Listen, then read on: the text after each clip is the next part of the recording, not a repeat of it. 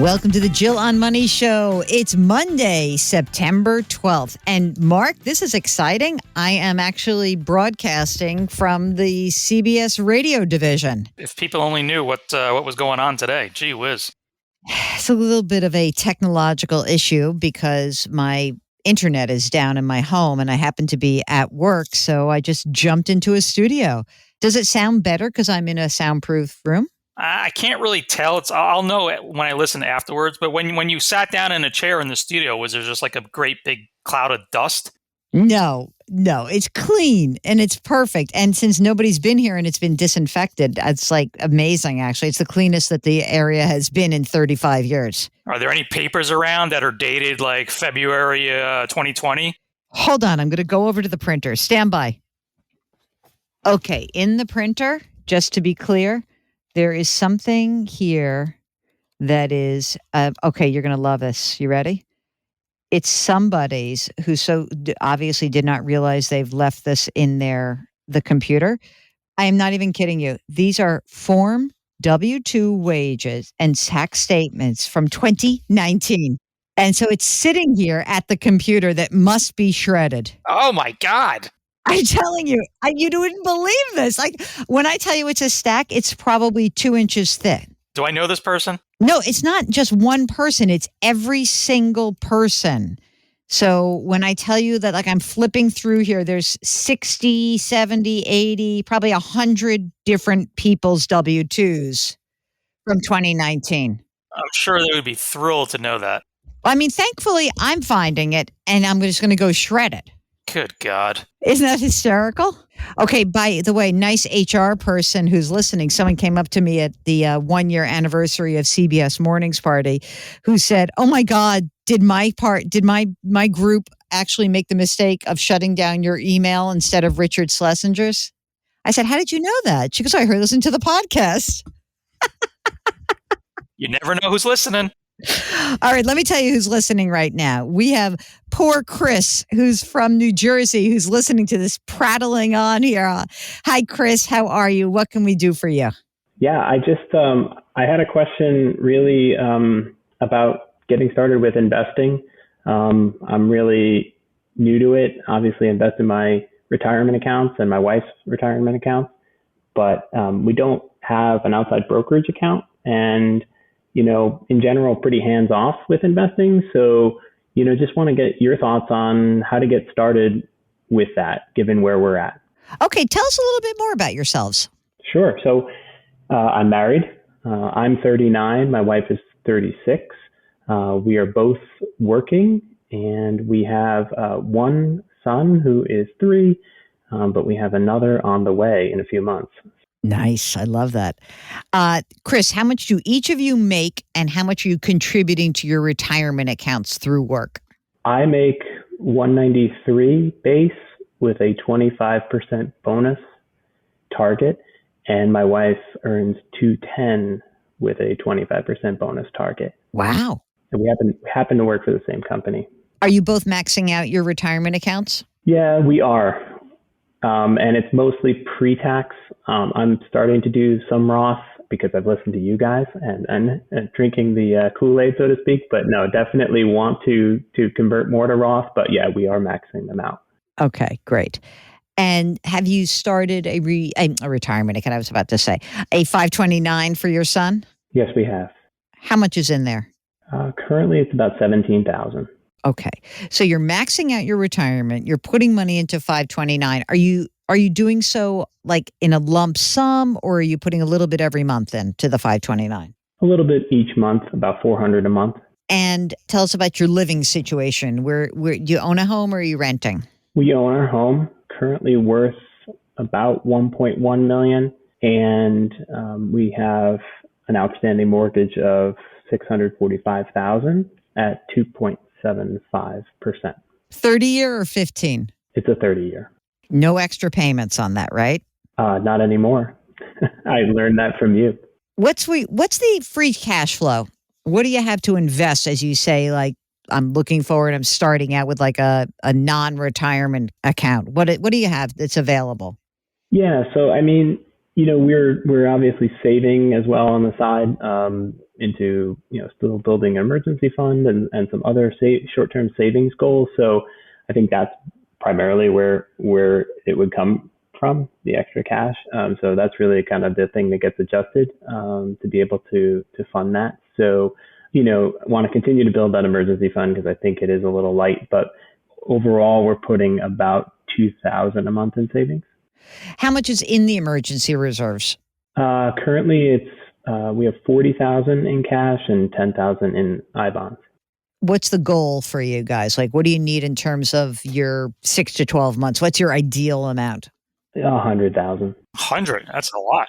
That seems like a lot. I was going to say that as well. Why so much? Are you both commission based folks? No, neither of us are commission based. So maybe it is a lot. That's kind of what I was also had a question about. But we have pretty high monthly expenses. What's your monthly nut? 18,000. What? That seems like a lot. Tell us more. Yeah, that's it's pretty much what it is. I mean, obviously mortgage, and other fixed expenses, but I'm in a similar cost of living situation in terms of housing. The mortgage can't be, more than what, $4,000 a month? 4,800. Yeah. All right. So 5,000 mortgage, and then there's taxes, what, like 10 or 15 because you live in an expensive part of the country? Yeah, exactly. But what is this? Is this daycare? Like, that's a big number. Yeah, we do have daycare. That's 2,000. Driving some Teslas or something? We have a couple car payments as well. Yes. How much are those? Together, they're 1,000, just over. I don't know. Like, I'm adding up the numbers. It doesn't seem like 18 is like happening so fast. Are you guys living large? Like, what's happening? We do. We do golf club membership as well. That's in there. Okay, like, dude, I'm gotten to like 7 and 10,000 a month, so I don't know how we get to 18. I really don't. I guess maybe we are living a little too large. All right. Well, if that's really the case, for reals, if you're like, okay, I really need 15 or 18,000, then you're right. You do need more like 100 grand in emergency reserves. But you need to go through this budget for real, because that's a lot of money to be spending. Now, I'm okay if you're like, all right, I'm spending it when I get a bonus, and we're going to do like banking of one bonus, and then the other one we're going to take a nice trip or whatever. But 18 grand on 400,000 is a lot of money to be spending. But I do think what would be interesting for you to figure out is like, where is a lot of this money going? Once you actually determine that, you may find you have more than $2,000 a month to save. But whatever your monthly nut is, we do want you to have 6 to 12 months in the emergency reserve fund. And I know if you're saving for something on a short-term basis, that's fine. Let's presume you get that money socked away and everything's good. The next step is that you would start an investment account somewhere. So, Chris, right now, do you feel comfortable managing your own money? Not really, to be honest. I'm a pretty hands-off guy with that. So like in the retirement accounts, it's mostly in target date funds. I think there's a couple other funds, but it's like 80% in target funds. Well, you could do a couple of things. One is you can open up a supplemental investment account, just a joint account. And that joint account, you could put in any big investment house like a Vanguard, a Fidelity, a T. Rowe Price, a Charles Schwab, and you can choose a target date fund in that kind of account. The other option would be for you to go into a robo, like you could use the robo, say, at a Vanguard, or maybe you could go into Betterment, into that environment. You'd pay a little bit more, but you would also get the investing kind of on autopilot. And any of those things would work. But I do think that, when I hear the story, I don't mean to like bust your chops about your spending, and maybe it really is 15,000, but you're considering that like the 2,000 a month and the 400 a month and 529 is all adding up, and that's creating that, that extra money. I mean, you can save a lot of money. I just want to make sure we really understand where your money is going. Do you have any other expenses that are what I would call large or sort of outsize of your sort of normal day-to-day? Like, is there some big, huge insurance policy that someone sold you? No, not really. I mean, we do have insurance, but it's not a big expense. And we have gone through the budget, with a fine tooth comb, but it is, there's an opportunity there. It sounds like there is an opportunity to revisit that. I mean, a lot of it is definitely the home outside of the mortgage, utilities and other sort of expenses being in this high cost area. So home services as well. Can we encourage you to move to West Virginia? Maybe. I don't want to like beat the drum too hard, really, because you do live in a high cost area, and I get that. So maybe the best thing that I can encourage you for, you've got amazing earnings right here.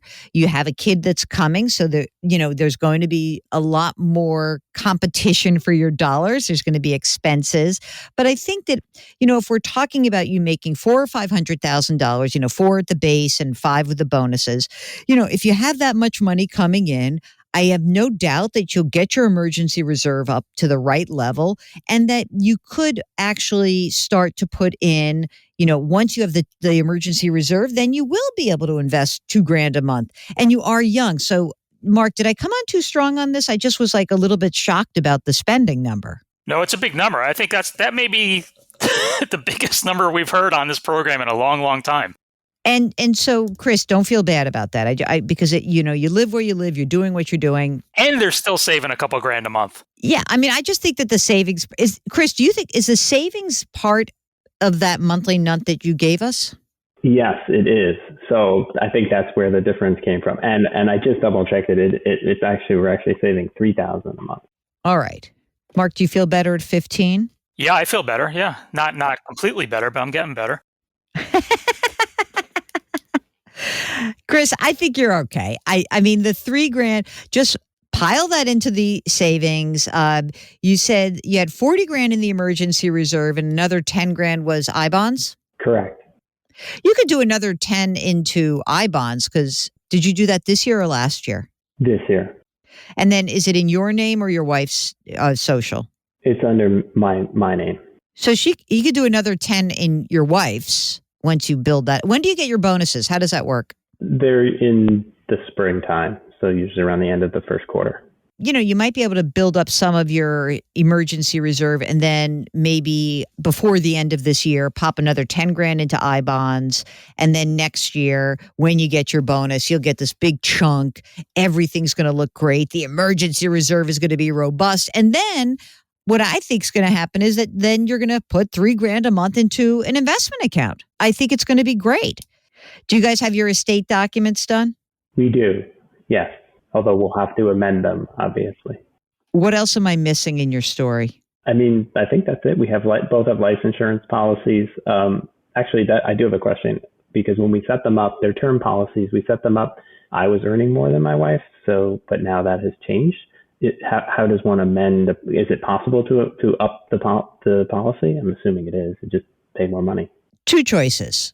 One is that you can not so much amend, but you can just buy more coverage for her. So you probably have to wait until after she gives birth because they usually don't like to underwrite people who are pregnant, beyond the first trimester.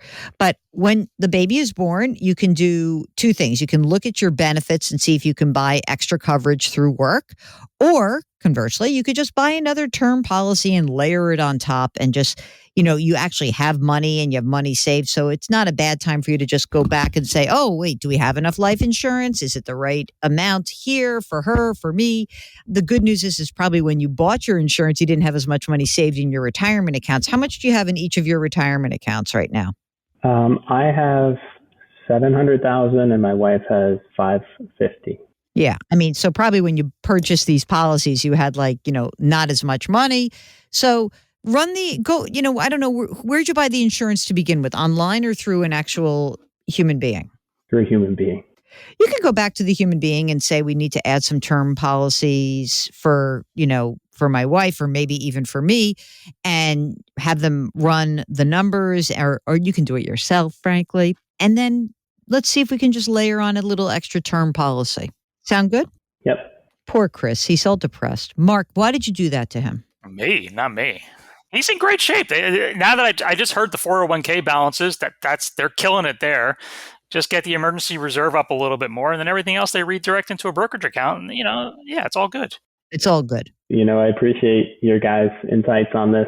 I love the show. Keep it up. Thank you so much. Thank you so much for listening. If you, like Chris, would like to join us on the program, all you need to do is go to our website. It's jillonmoney.com.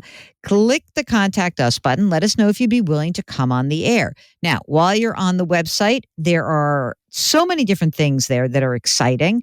Number one, you can sign up for our free weekly newsletter. The other thing that you can do is you can subscribe to our sister broadcast. It's called Eye on Money. Also, I write a bunch of stuff. It's all cool.